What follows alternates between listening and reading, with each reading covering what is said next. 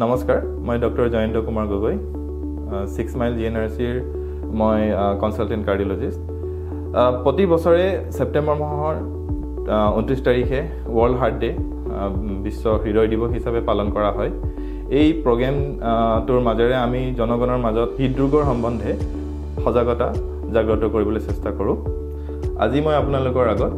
heart এটেকৰ বিষয়ে দুই এষাৰ কথা ক'বলৈ ওলাইছো হৃদৰোগৰ সম্বন্ধে সজাগতা জাগ্ৰত কৰিবলৈ চেষ্টা কৰোঁ আজি মই আপোনালোকৰ আগত হাৰ্ট এটেকৰ বিষয়ে দুই এষাৰ কথা ক'বলৈ ওলাইছো আমি জানো সমগ্ৰ বিশ্বতে মৃত্যুৰ মূল কাৰকে হ'ল হাৰ্ট এটেক বা হৃদৰোগ কি কাৰণে হাৰ্ট এটেক হয় আমি সকলোৱে জানাটো উচিত প্ৰথম কথা হৈছে হৃদৰোগ মানে কি গতিকে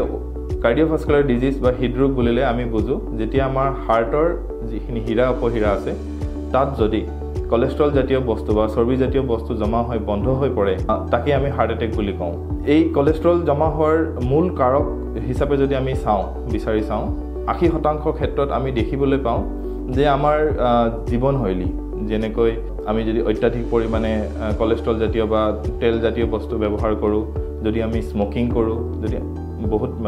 অত্যাধিক পৰিমাণে সুৰাপান কৰোঁ আমাৰ ফিজিক্যাল এক্টিভিটি যদি একদম কম থাকে আমাৰ ওজন যদি খুব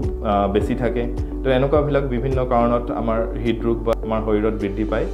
তাৰোপৰি কিছুমান বেমাৰ যেনেকৈ হাইপাৰটেনশ্যন বা হাই ব্লাড প্ৰেছাৰ কোলেষ্ট্ৰল আৰু ডায়েবেটিছ এই তিনিবিধ ৰোগৰ কাৰণেও আমাৰ হৃদৰোগ বা হাৰ্ট এটেকৰ সম্ভাৱনা বহু পৰিমাণে বাঢ়ি থাকে তাৰোপৰি কিছুমান ক্ষেত্ৰত নন মডিফাইবল ৰিস্ক ফেক্টৰছো আমি দেখিবলৈ পাওঁ যেনেকৈ আমাৰ বয়স বঢ়াৰ লগে লগে আমাৰ হৃদৰোগ হোৱাৰ সম্ভাৱনা বাঢ়ি যায় যেনেকৈ মহিলাত ফিমেলত বিশেষকৈ প্ৰি মেনোপজিয়েল সময়ত হৃদৰোগৰ সম্ভাৱনাটো কম হৈ থাকে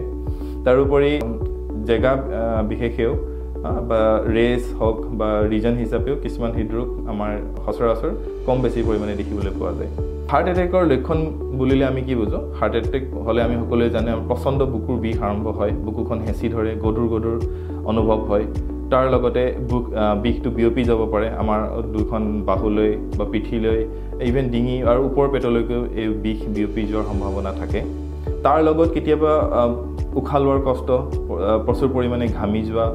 আৰু কেতিয়াবা অজ্ঞান হৈ যোৱাও দেখিবলৈ পোৱা যায় এতিয়া ফাৰ্ষ্ট এইড হিচাপে যদি বহুতে সোধে যে ফাৰ্ষ্ট এইড হিচাপে ঘৰতে আমি কি কৰিব পাৰোঁ চ' ইয়াতে কথা এষাৰ আছে যে টাইম ইজ মাচেল অৰ্থাৎ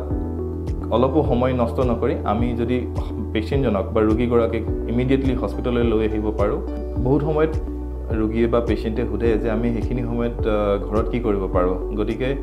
তেনে সময়ত আমি পেচেণ্টজনক যদি ঘৰতে এস্পিৰিন টেবলেটটো আছে তেতিয়াহ'লে এস্পিৰিন দিব পাৰোঁ তাৰোপৰি যদি ষ্টেটিনছ বহুত সময়ত এটৰভাষ্টেটিন বা ৰচুভাষ্টেটিন নিচিনাকৈ টেবলেট যদি ঘৰত আছে তেতিয়াহ'লে পেচেণ্টজনক আমি দিব পাৰোঁ যদিহে তেখেতৰ কোনো মানে জনা শুনাত একো তেনেকুৱা সেই মেডিচিনৰ ৰিয়েকশ্যন বা এলাৰ্জিক ৰিয়েকশ্যন আগতে হোৱাৰ একো চিন নাই সোনকালে আমি হস্পিটেললৈ পেচেণ্টজন অনাৰ পিছত ইউজুৱেলি পেচেণ্টজনৰ ECG কৰা হয় আৰু আমি ব্লাড টেষ্ট হিচাপে কাৰ্ডিয়াক মাৰ্কাৰ হিচাপে কিছুমান পৰীক্ষা কৰোঁ যাতে আমি কনফাৰ্ম কৰিব পাৰোঁ ডায়েগনচিছটো তাৰপিছত যিটো হাৰ্টৰ ব্লক আমি ছাছপেক্ট কৰিছোঁ সেই ব্লকটো ডিজলভ কৰাৰ কাৰণে বা খুলি দিয়াৰ কাৰণে আমি কিছুমান ট্ৰিটমেণ্ট বা পন্থা হাতত লওঁ তাত বিশেষকৈ প্ৰাইমেৰী এনজিঅ'প্লাষ্টি বুলি যিটো কয় আমি এনজিঅ'গ্ৰাফি কৰিবলগীয়া হয় হস্পিটেললৈ অহাৰ পিছত ৰোগীজনক আমি ইমিডিয়েটলি এখন ECG কৰি চাওঁ আৰু ব্লাড টেষ্ট হিচাপে কিছুমান কাৰ্ডিয়াক মাৰ্কাৰ্ছ আমি পঠিয়াওঁ যাতে আমি হাৰ্ট এটেক কনফাৰ্ম কৰিব পাৰোঁ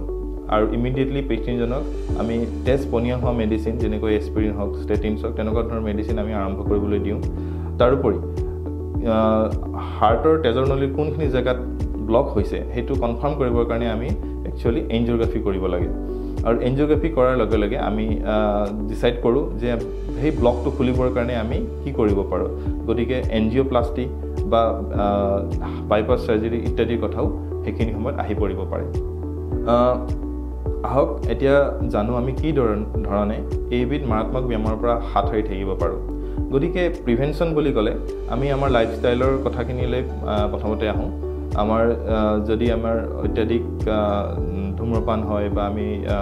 এলকহল ইউজ কৰোঁ তেতিয়াহ'লে সেইখিনিৰ পৰা আমি বিৰত থাকিব লাগে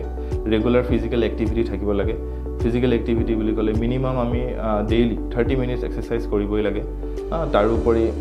আমাৰ খাদ্যাভ্যাসত কলেষ্ট্ৰল জাতীয় বা তেল জাতীয় বস্তুৰ পাৰ্চেণ্টেজটো কম থাকিব লাগে তাৰোপৰি আমাৰ যদি হাই প্ৰেছাৰ আছে বা ব্লাড চুগাৰ আছে বা কলেষ্ট্ৰল আছে তেতিয়াহ'লে আমি সেইখিনি সময়মতে পৰীক্ষা কৰি চাব লাগে আৰু তাৰ কাৰণে যিখিনি ব্যৱস্থা হয় যেনেকৈ মেডিচিন হওক বা জীৱনশৈলীৰ হওক সেইখিনি আমি পালন কৰি চলিব লাগে তাৰোপৰি আমাৰ যিখিনি অসুখ থাকিব পাৰে যেনেকৈ হাই ব্লাড প্ৰেছাৰ হওক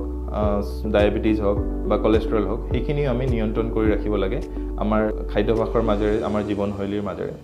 গতিকে আহক আমি সকলোৱে প্ৰতিজ্ঞাবদ্ধ হওঁ যাতে এইবিধ মাৰাত্মক বেমাৰৰ পৰা আমি সকলোৱে হাত সাৰি থাকিব পাৰোঁ